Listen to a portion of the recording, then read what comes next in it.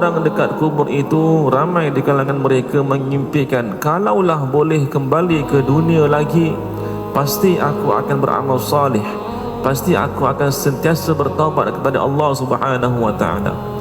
Apabila sudah masuk ke lubang kubur, maka tiada guna segala penyesalan, dan manusia itu sentiasa lupa akan kedua nikmat besar ini, yang mana Rasulullah sallallahu alaihi wasallam pernah bersabda, ni'matani maghbunun fihima katsirun minan nas, as-sihhatu wal faragh.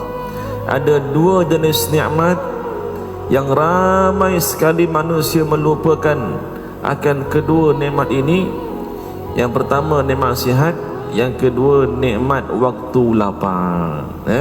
Bila kita sihat, bila kita banyak waktu lapang, kita tidak isi dengan kebaikan. Jadi beruntunglah orang yang membuat persediaan untuk hari kiamat kelak.